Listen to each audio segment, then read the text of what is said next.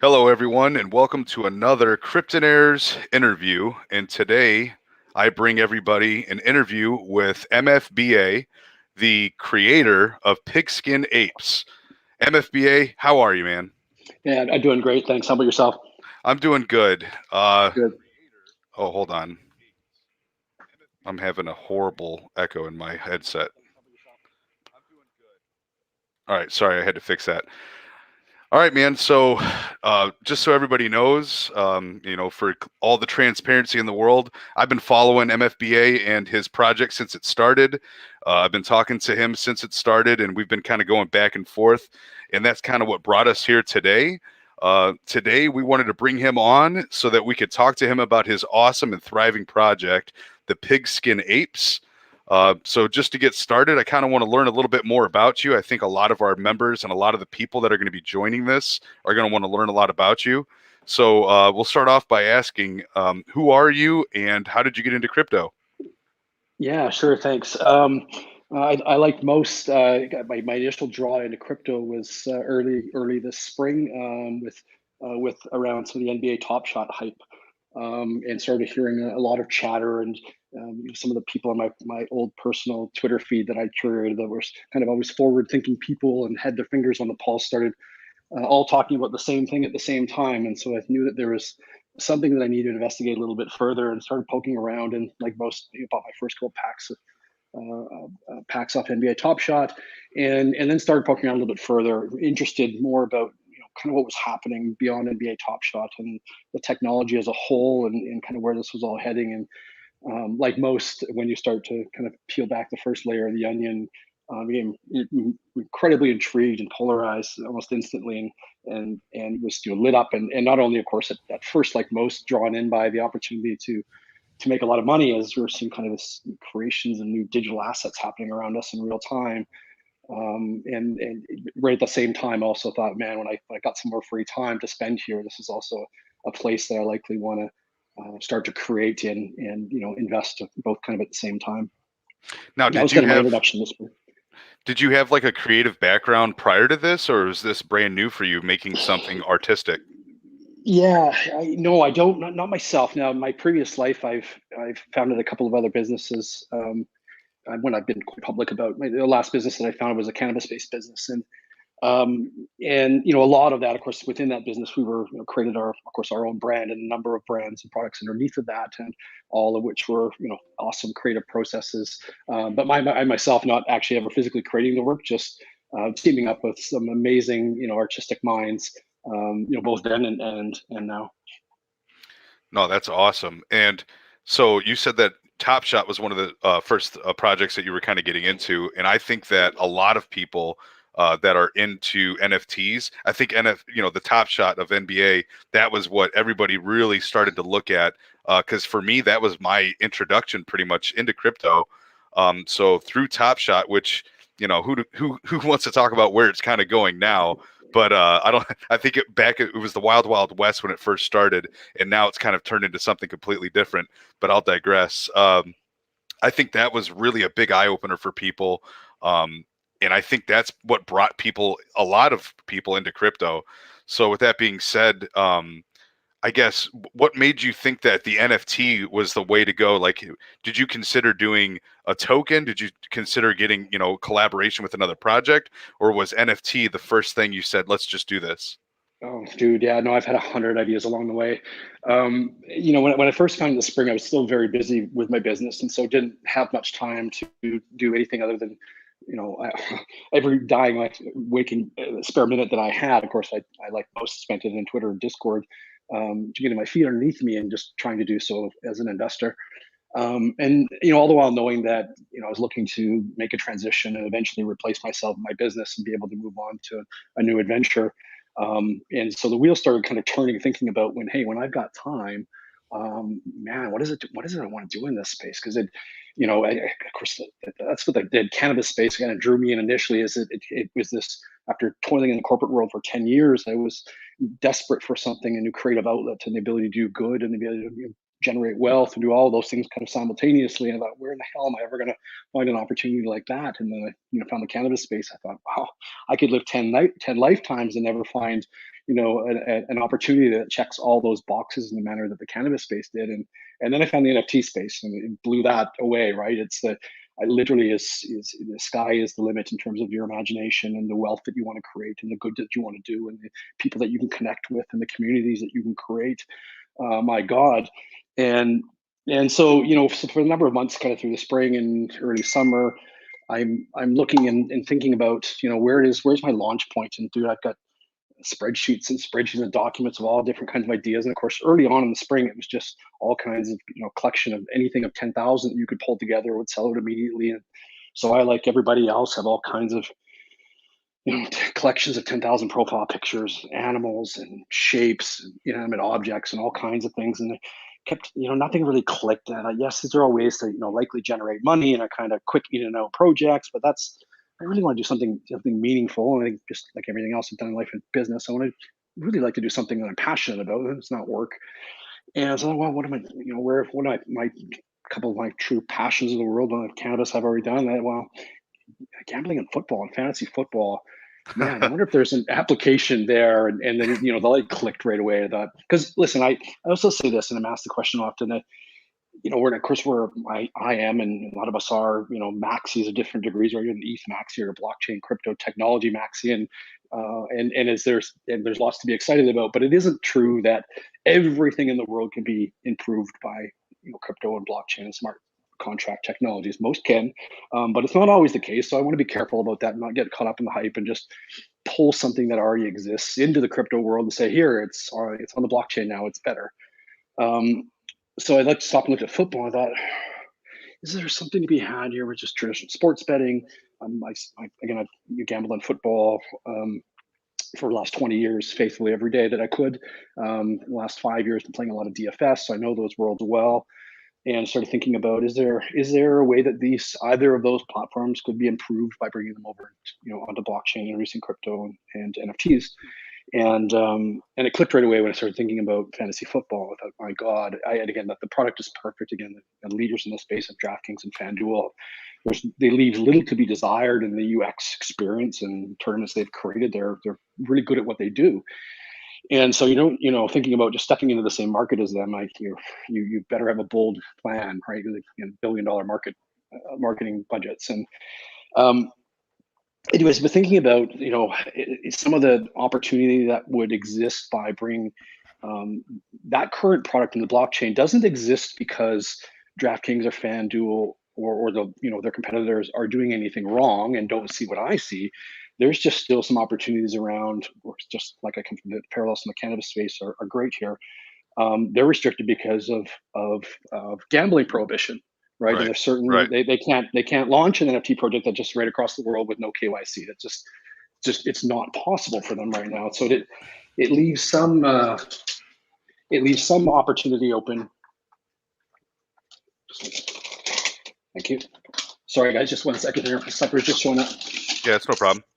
I think I know exactly what you're talking about. How everything's got its own sort of regulations, and different spaces are going to have their own regulations and their own,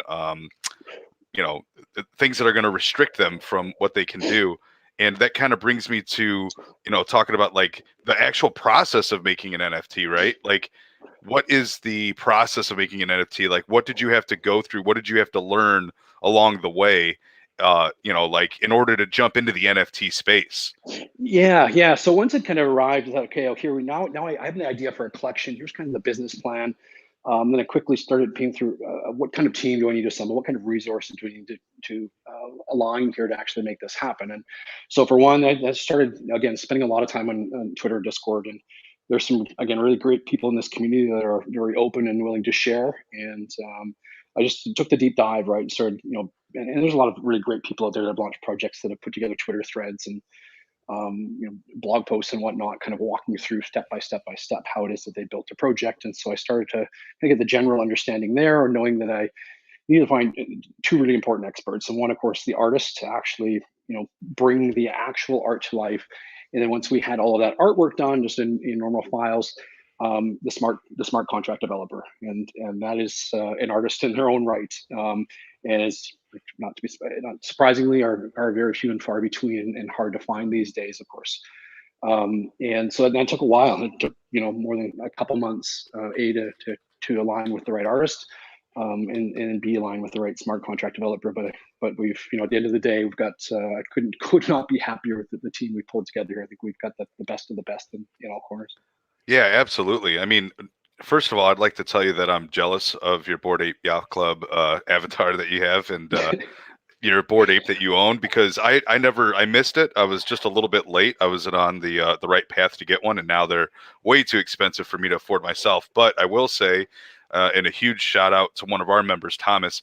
Thomas in our group, in the Cryptonairz group, actually minted and created the NFT that I have here, which is a culmination of Bored Ape Yacht Club and Cryptonairz and Strong Block, which is another protocol that we are big fans of in our Cryptonairz space. So I just want to give him a shout out. But this is my Bored Ape that I have. Obviously, it's not like the original like yours, but it's pretty fucking awesome. And that's what's great about this community, is that you can kind of take what's already there, or you can make your own thing, or you can kind of make your own version of something. And it seems like that's kind of what you did as well. And while you were doing that, what was the hardest part of launching your NFTs?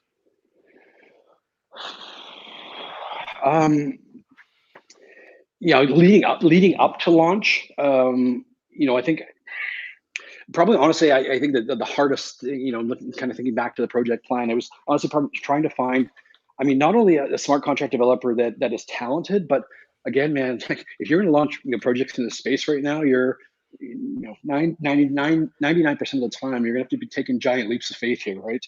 And Right, doing businesses with people across the world you've never met before. right, And in this case, millions of dollars of business. And those are, it's just, you just got to be ready to take them. And certainly, with our developer now, again, uh, could not ask. He's one of the best, one of the smartest minds in this space. I'm in Canada. He's in India, and within a couple hours of chatting and meeting, we were off to the races doing business. Yeah, that was probably one of the most challenging, leading up, and then leading up, and then I'd say kind of you know beyond our launch. I'd say one of the biggest challenges we had, and this isn't necessarily it isn't really an NFT development question, but it's just something that we've encountered, that it's a unique challenge that maybe I wasn't necessarily unprepared for, but maybe underestimated the fact that, of course, our project is unique in that it straddles the world between just straight utility as we know it, like in a typical fantasy sports space, right? There's no element of art or long lasting NFT or utility beyond the game that's happening, right? That's just 100% utility. And so we kind of straddled those lines, right? Obviously, it's a Bored Ape derivative right there, so it's sort of kind of tapping back into the art side, or and it's a collection of 9600, so it kind of feels like that collection of 10,000. So it's straddling that kind of typical art and PFP and NFT space as we kind of know it there, and utility. And I'll tell you very quickly, we're almost 95% utility, right, which doesn't it is not bad at all, because to me that means that we've got staying power, right? Because if we're right. if we're built on anything other than just really good hard-earned utility, like, and the NFL is not going anywhere, nor is people's desire to bet on it and play fantasy sports with it, right? So Right. that product is not going anywhere, and so yes, there's been some extra. It's been We have a little bit more challenge in terms of getting sold out quickly and having secondary floor prices be high, and that's of course what people want and expect in NFT projects, and they should be that way. But yeah, we came out, listen, and people view our project very much as utility. We think that's great, and we've just kind of had to adapt that a little bit, and enjoying those challenges, and kind of, again, we've got a really passionate, active, vocal community, and our Absolutely. ears are wide open, and we're listening, and changing on the fly, and all kinds of great guidance along the way. Well, I'll take that as an opportunity, and I'm sure you will too, to thank all of our listeners that are live, that are from the Pigskin Ape crew. Rep your crew down in the comments and smash that like button. I'm always in there. I'm always watching and reading, but I'm kind of one of the silent people that just kind of read, because I've got my own group that I talk in a lot.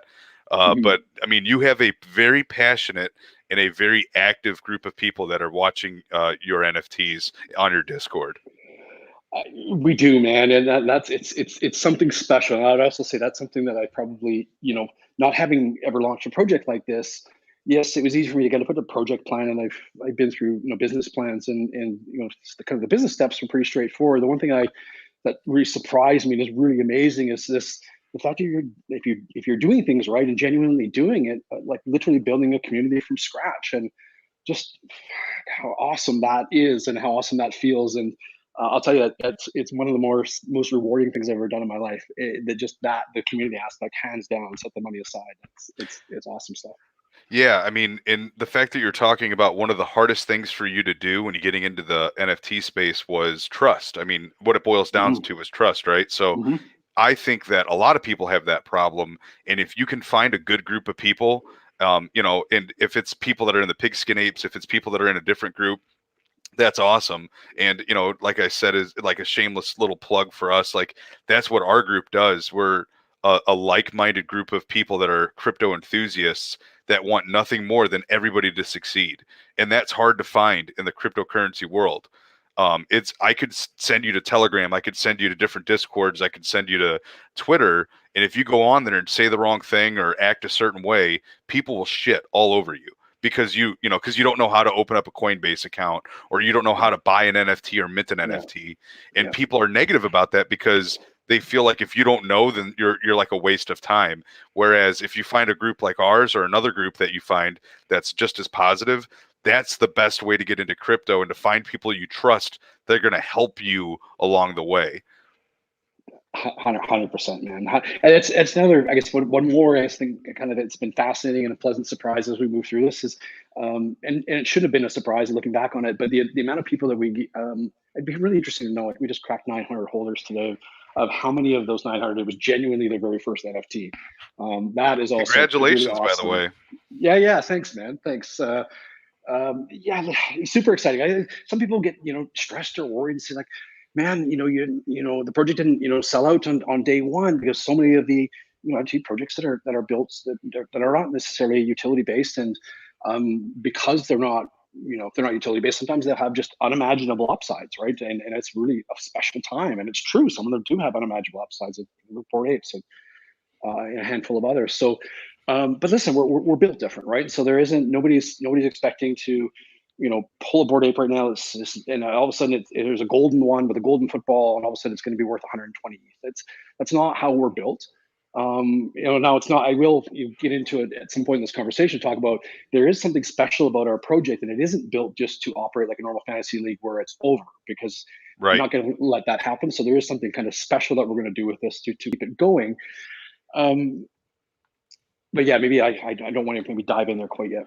Well, let's start getting into it then. So let's start from this perspective, if you will, because I think that a lot of life, if not 90% of life, can be all viewed through perspective, and you can understand a lot more through perspective. So let's take the perspective of a new individual that might be watching this and has no idea what pigskin ape is. Like, what is pigskin apes, and what is it all about? Just give us a quick, overview. What are we doing here?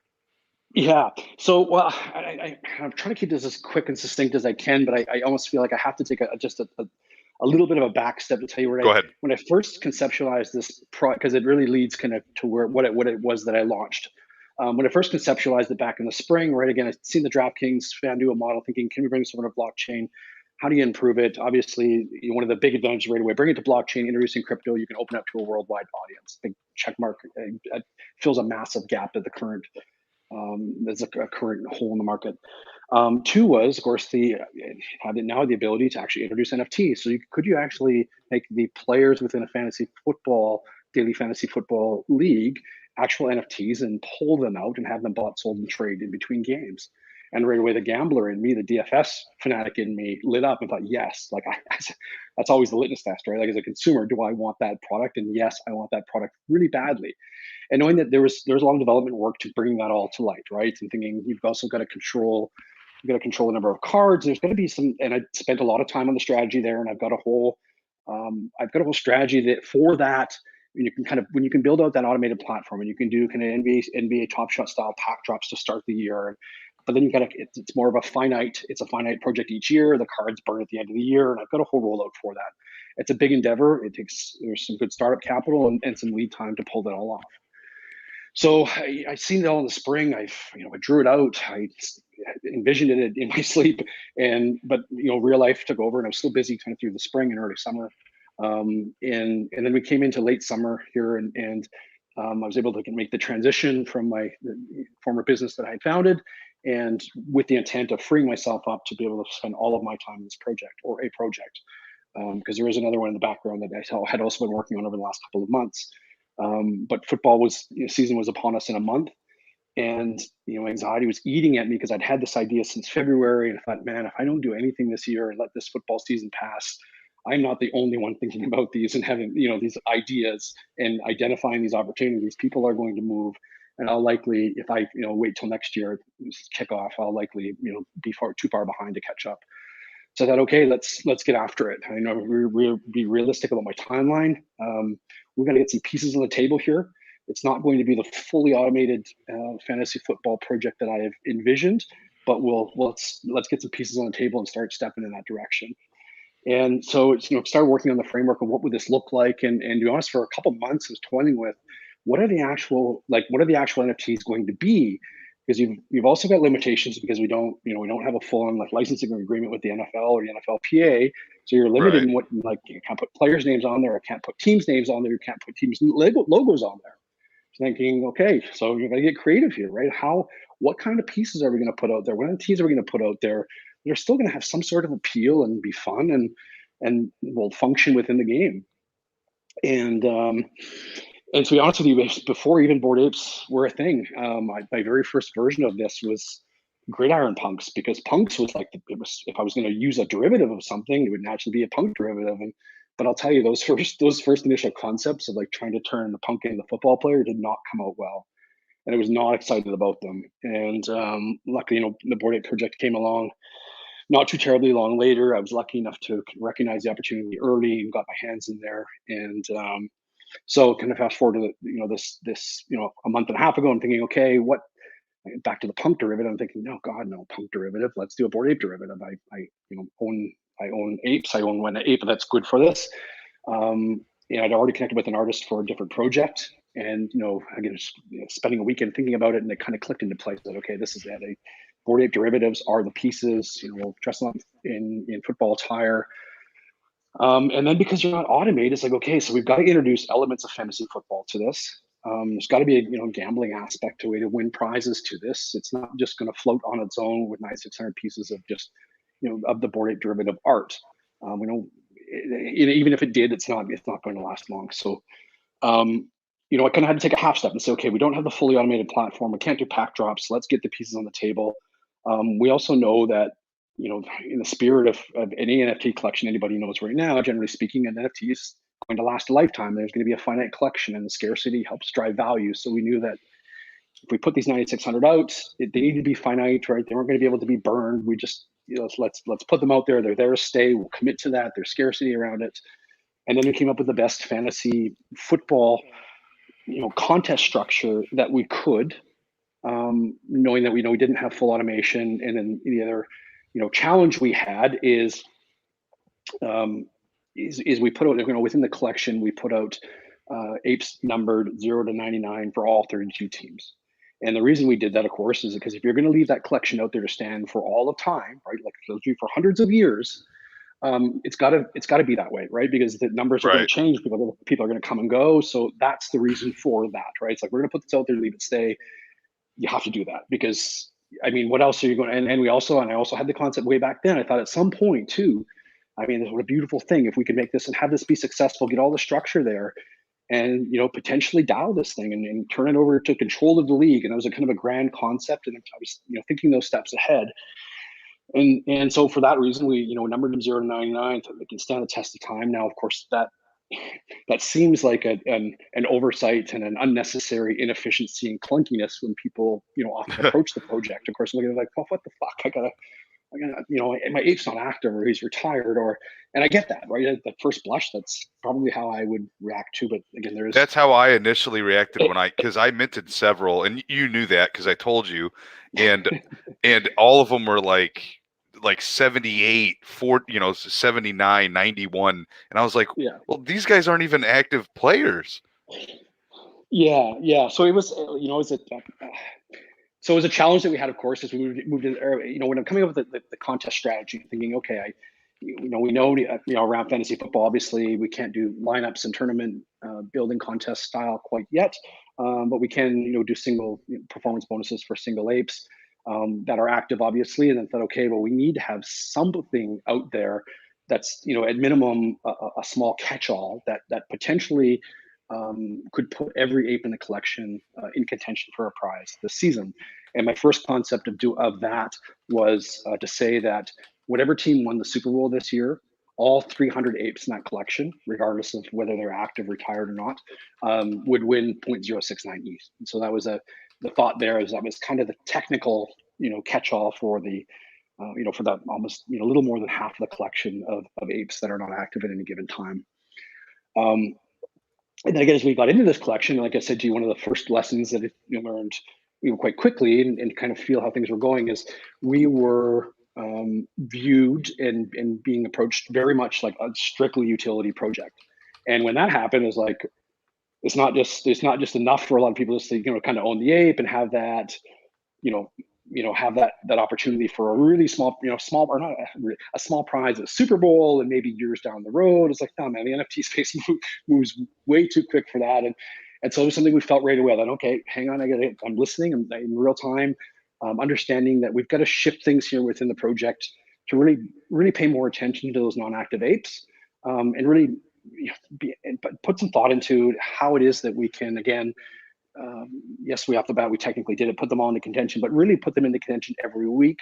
Again, knowing that we've got a limited prize pool, and this is a project that we do want to use as a little bit of a startup funder, because this is kind of the beginning of what I think to be a larger, not I think, it is at the beginning, a building block of a larger ecosystem. Yeah, sorry, I don't even know where I started with that initially.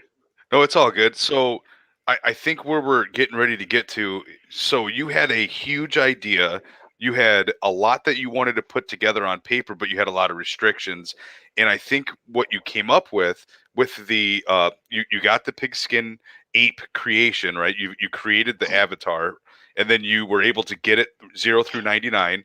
And then once you got to there, you're like, okay, now how do we get the utility of this? In the original utility, when I first saw it, my mindset was like, I want to mint a player that was like really productive so that I could, have like a return on it. And that was kind of like the original way that it was. But I guess where it's gone is that this thing has evolved. Would you agree with that? Your project has evolved tremendously since you've started it. Yes, and we're just scraping the surface.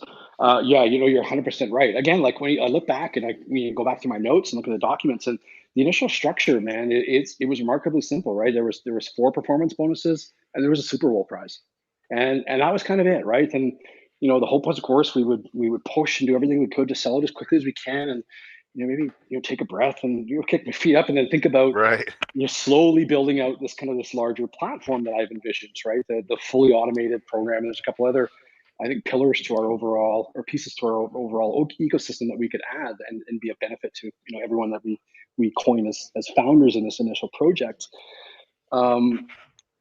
Yeah, man, life comes at you fast, and so. But I couldn't be happy. There's nothing more I want to do, and being tasked with kind of the modifying the game theory and the strategy for this thing to not only obviously continue to entice people and make it enticing and attractive to buy in and to have the project sell out, but just as importantly is not just to sell it out, but how are we going to have the most fun this year, how are we going to include the most people, how are we going to make it the fairest. Right. And then I think one of the unique challenges we have now is, and how do we keep this thing going, right? Like Right.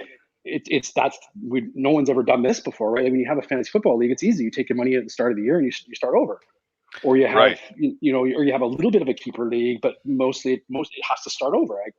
So you look at ours and say, well, okay, we'll just take in money next year. It's like, well, that ain't gonna How? work, right? Because everybody's got different rosters, and not everyone's going to put in the same amount of money. Like you can't do that. So, but nor am I. And I, listen, I've had people say to me like, because again, we've got another project in the hopper that's way different than this that we'll release to the world at some point. Say, listen, you've got this is an amazing project over here. Like, sell this thing out, right? You're committing more than 50% of the revenue to prizes. Continue to do that, and let it run its course, and you can just simply give it secondary sales, right? Let the secondary sales continue to funnel, and at some point say, okay, here, 100% of the secondary sales just goes back into the prize pot every year, and I've modeled this out, right? It will sustain itself, I'll say forever, but it starts to get less and less exciting as years go by, right? If you kind of model that thing out just on its own back of its own secondary sales. So, and I've taken that seriously, man, and really want to see this thing through. And so I've realized that, when we started to try to cover some of this in the roadmap, and I realized now looking back when I was with our version 2 roadmap, was drinking through the fire hose a little bit, and I, in hindsight, probably wish I'd have broken that up into more bite-sized bites of information. But I'm kind of working through that now, and I'll tell you the general premise is this, and I've got lots more to share here in the next week or two of a plan that's going to have a stable prize structure right up till the end of next year's Super Bowl, with a pretty exciting prize at the end of that Super Bowl, and that kind of stretches out, all of the more than 50% of our revenue once this thing is sold out. We've always committed to putting back into the prize pool, and that will be the case. And I think I've got a really exciting plan here to take us right up to next year's Super Bowl. And then the ideas, beyond next year's Super Bowl. Again, we talked about the desire to turn this thing over to the DAO, and also understand that those steps and saying those things there's like, you need to take them very, very seriously. You want them to stand a test of time. That's not lost on us, and not something we're in a rush. So kind of, beyond that, you say, okay, what's going to happen after 2 years? We've got a really exciting plan to keep this thing live and vibrant. Then we come to the concept of this Founders Vault, which I'm excited to establish here in the coming months. And the idea is it's another tool that will continue to, it'll actually be, it'll be the vault that continues to provide the prize pool to this, what I coin as a legacy league that'll, continue, we're building to last forever. And of course, the special thing about that is there's no entry fee at the start of the year. So we're going to get creative about finding new ways to bring, perpetual revenue back into that Founders Vault to fund those prize pools each year. Absolutely. And so let's say that we've got people in here that, or people in the future that are going to listen to this after we do this live. Can you give me some examples? Like, let's say I invest into an NFT, I get an NFT. Can you give me examples of how that NFT could potentially be involved in the project and win money weekly based off of how it's injected into this project, and the different prize pools that you could be entered into, and what all that NFT can do for you? Yeah, 100%. So again, we've thought long and hard in the recent changes and additions we've made to the Squareboard. So listen, we look at it and say, okay, if we want this thing to be, and I view success as not just sold out, way more than sold out. It's like, is this bringing people, pleasure? Are they happy? Are they excited about it? Are they feeling it's fair and equitable? And so we kind of move through this and say, okay, for this, for all, check all those boxes. Again, we need to have a structure that's technically putting every ape in the collection in the contention for prizes. Now, of course, not every ape in the contention can win big prizes. We'd be done in a few weeks. So we try to strike the balance. And so the balance is, as it stands right now, of course, if you have an active offensive ape, you're in contention for one of the 1/8 prizes. And if you have a defensive player, there's a small prize for a player of the week. There's a few rotating prop bets. And then for all of the non-active players, which is hovers around the 55% mark of the collection. So let's say close to 5,000 apes in the collection are not active at any given time. We introduced this football square board, a contest structure, and that was after, man, a lot of kind of sleepless nights and kind of sketching this thing out, thinking how it is that we can evenly and fairly put every non-active ape in contention for a prize every week that our team is playing in a perfectly even, fair, and random manner. And think that we've done that, or we have done that within the squareboard. So a really long-winded way to say that every ape in this collection right now, every time the team that ape's jersey that they're wearing is playing, they are eligible to win a prize. And as long as this league is, well, as long as this league is functioning and continuing to kind of operate in that structure, and the DAO doesn't change it years down the road, that will continue to be the case. So it's one I'd really encourage people to think of it like this, right? It's obviously it's a type of fantasy game that people are used to playing, and you have the opportunity to make money. But what's really special about this one is it's not just that. We're also using this as a bit of an investment vehicle, right? As a bit of a startup funder to build, other pillars within this ecosystem. And my commitment is to take a percentage of profit from all of those new ventures and funnel it back into these founders league. And so you think of it like, instead of founders getting necessarily a dividend, in a traditional world, we think about being paid out a dividend. That money's just simply going to flow back into the league perpetually each year. And we're going to call it the Founders Legacy League for that reason, because it's built as a legacy league to reward the founders of this ecosystem. Yeah, that's awesome. And at the beginning here, you said 1 ETH. So you have prizes, and I want people to understand this because not everybody understands how this works. You have prizes where you could win 1 ETH a week potentially based off the NFT you have. Yeah, 100%. Now I will say that again, it's where I'm hoping in the next couple of weeks we're going to roll out.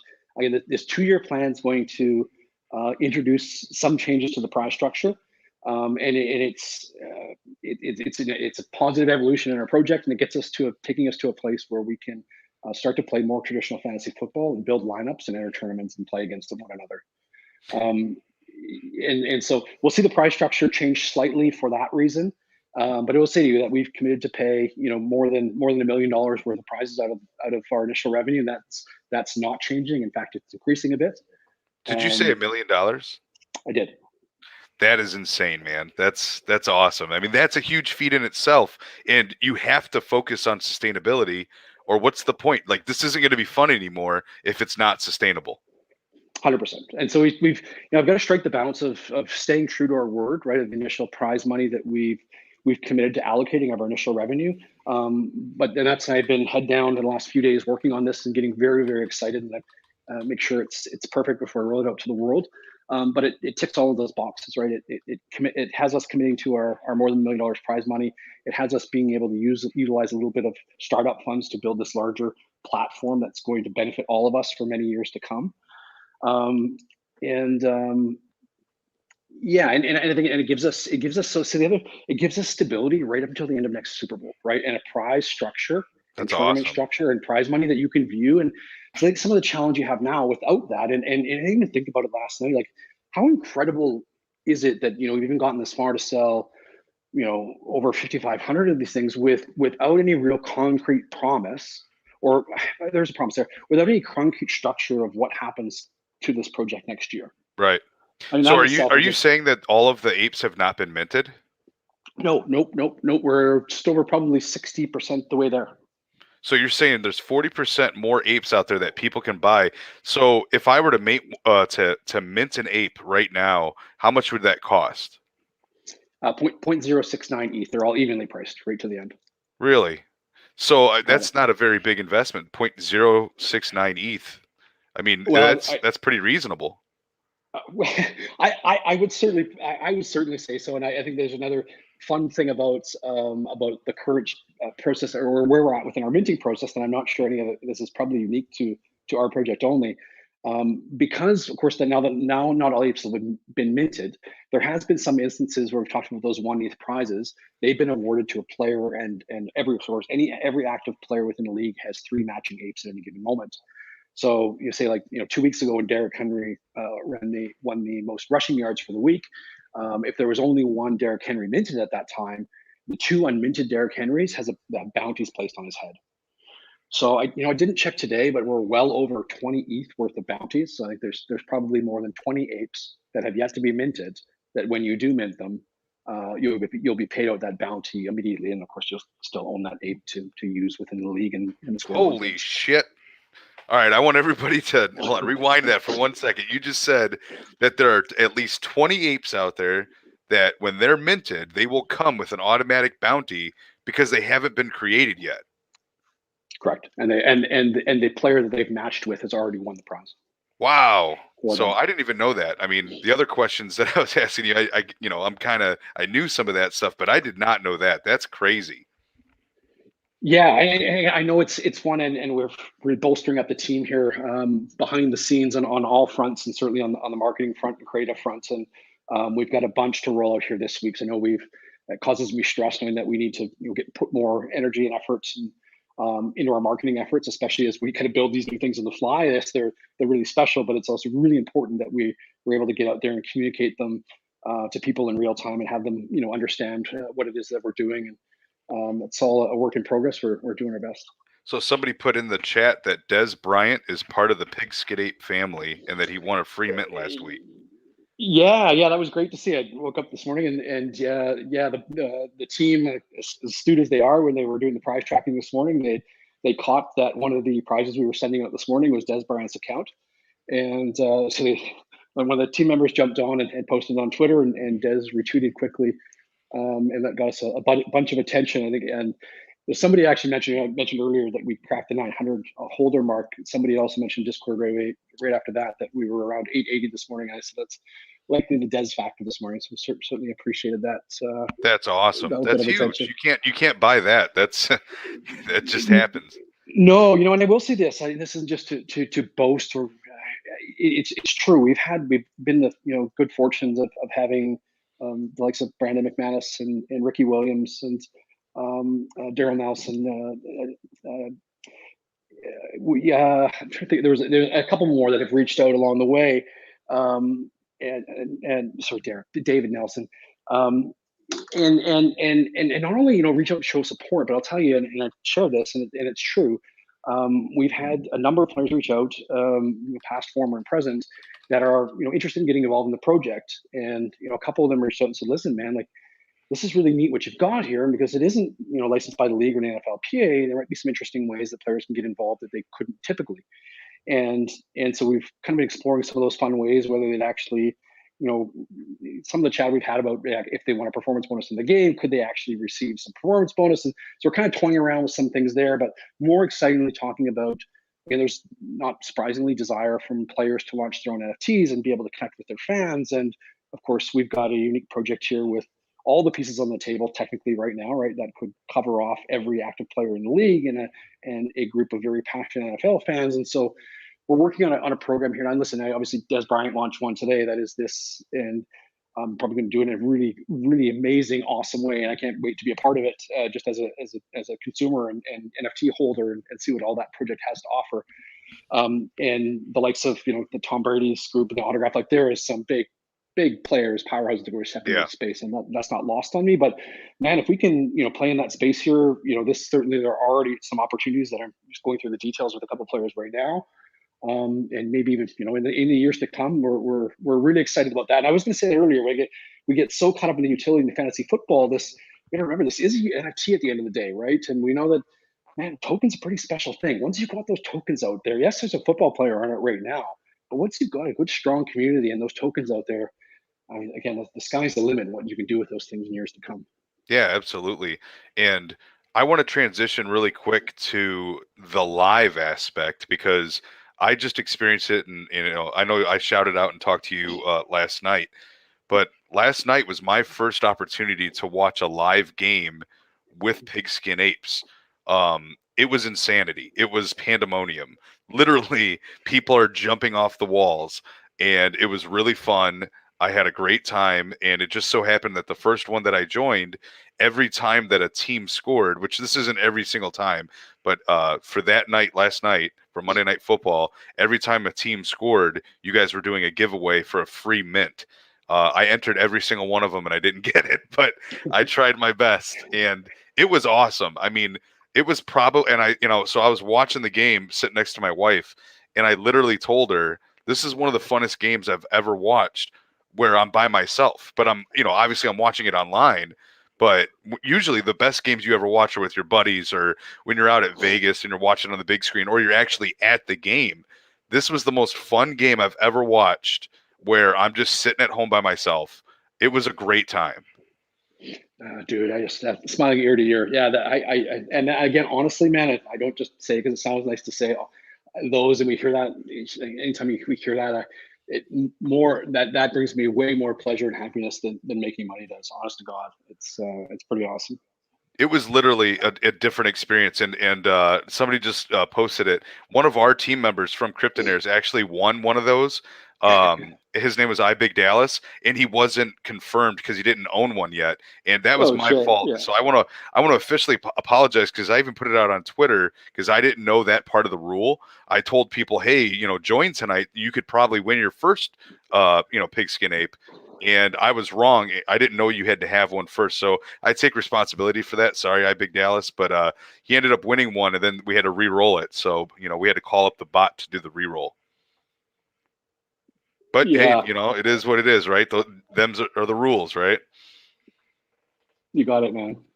Yeah, those are a lot of fun. We're doing those every prime time game for the rest of the year. Really? And as long, yeah, and in fact, mapping out next year, we're doing it every prime time game for next year as well. It's too much fun, and yeah, and I hear that too, man. I hear it also awesome, whether it's in chat or people sending DMs, and I'm sure that that's as much they've never had as much fun as that watching a football game. That's pretty awesome. We'll do everything we can to keep those going. Yeah, that's awesome. Yeah, so I think we kind of answered it already, but specifically, is there anything like what's next for Pigskin Apes? What's something that you're looking forward to, or something that maybe you haven't discussed yet?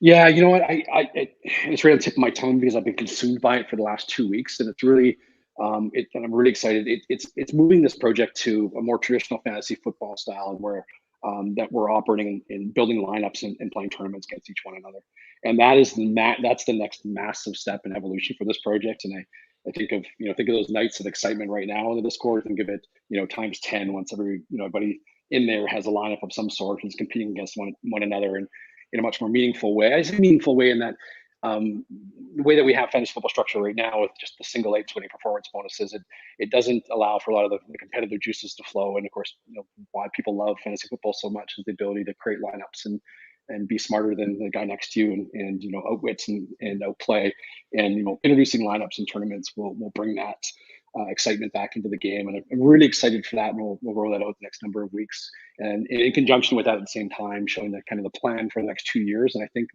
that is going to bring a bunch of new energy back into this. Not back into this. I don't mean that at all. It's going to bring a bunch of new energy into this project.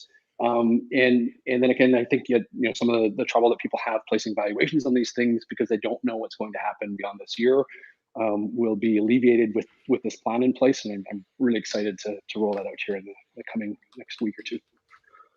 Yeah, I gotta say, and I'm not sitting, obviously, I have no tie to you other than meeting you on Discord and having conversations with you on the side, and I'm not gonna blow smoke up your ass. I think that this project has so much utility.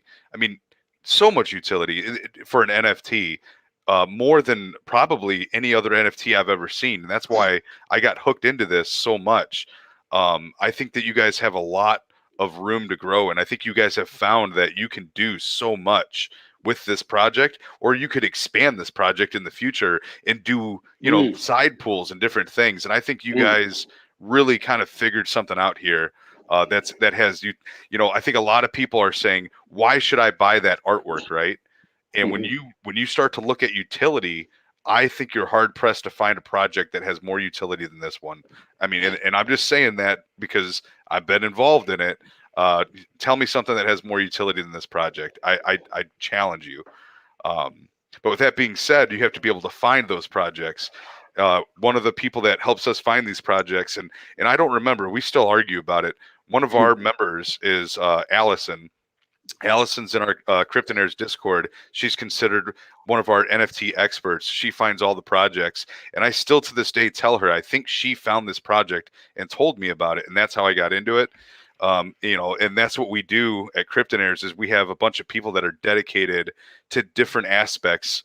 And that's, one of the things that we talk about is NFTs. We have people that are dedicated to NFTs and doing research on NFTs. And one of the things that I do is I do interviews, and I also work on security and trying to protect your assets, because crypto is a wild, wild west. And if you don't protect your assets, people will take them from you. And I'm sure you've heard about this, being an NFT creator, that people will steal your stuff. Yeah,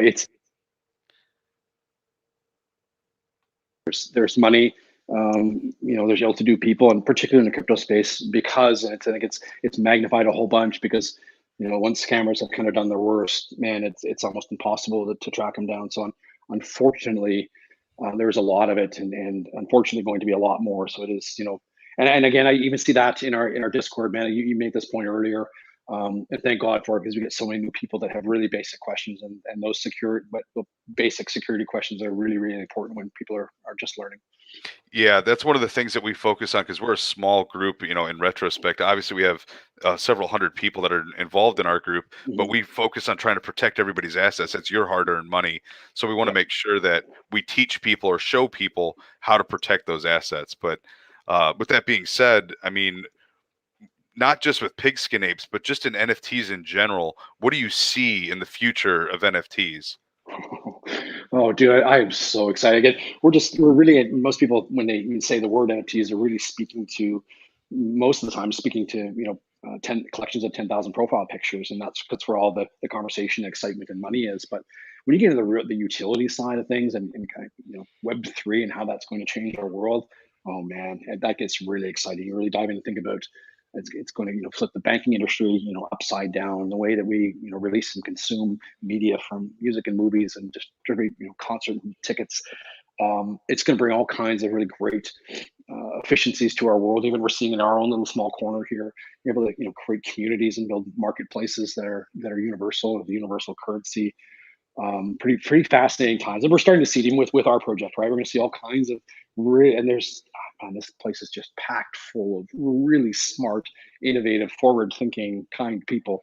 And I think I'm really, really excited to see the true utility innovations that are starting to even come out this month, and will for years and years to come. Yeah, I agree. And, just some personal, insight onto this. I just recently sold a vehicle, and it's a pain in the ass. I don't know if you've ever done that, but it's a whole pain in the ass. You have to do all these different steps, and, you have to get receipts, and then you have to transfer your title.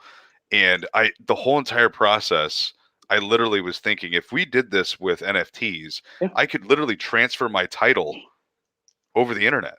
I could just Now, now, push now, it now, over. go now go do that to every moving part in the global banking industry. You're Yeah. like, I can replace that. I can replace that. I can replace that. And it's the only thing stopping it, of course, I mean, is adoption of the mainstream, and these trillion-dollar corporations that are going to try and prevent it. But it'll happen. Yeah, absolutely. I think once we figure out, first of all, adoption, and second of all, security, Yeah, 100%, 100%. if Yeah, we could have a better security measures so that yeah, I don't lose the title to my yeah, car for no yeah, reason. yeah, And once yeah, we get that stuff yeah. figured out, I think Hmm. that I mean, it would make so much more sense if I were to sell Hmm. you my car. We Hmm. establish a price, you send me the money. Part of that transaction is the title. Boom, it's over. Now you own the car. Hmm. All you gotta do is pick it up, or I ship it to you. Hmm. But you're So I right. think, Right. We play out the scenario where you added an extra one to that address before you sent it, right, right. and lost all your money in one swipe. Yeah, those would be Exactly. 100%. Yeah, those are scary for people. Yeah, I agree with you. Yeah, so I mean, I think that this project is killing it. I think that you've done a really great job. Obviously, you don't need that accolade from me. You are reveling in your success as we speak. I hope people that listen to this, either live or in the future, find your way. It's been posted. I think we can bring it up again. You can find your way to the OpenSea. And I think you can actually go to the Discord, and you can find your way to the minting website. I don't know if you can pull that up. If you can pull that up, we can actually share it live as well, so people can see it. And you can go and you can mint a pigskin ape right now that has not been minted yet as of this date, October 12th. And if you are lucky enough, you can mint an ape that has money that comes along with it, because there's a bounty on that ape. So I think everybody should consider getting into this project. And other than that, I mean, just being able to talk to somebody that's created something like this is, I think is a special opportunity. So I thank you very much for coming on to the podcast, or to the live YouTube interview. And, we'd love to have you again in the future, because I know there's going to be some big changes that are going to be coming up. And I know we've got, big, huge, we got the playoffs coming up and we've got a Super Bowl coming up. So we might have to have you on again. Yeah, for sure. No, this has been great. Thanks for having me, and I'd be happy to come back anytime. Absolutely. All right. Thank you, everybody, for showing up. Thank you, Cryptonairz, and thank you to all of the Pigskin Ape crew. Have a good night, and thanks for coming.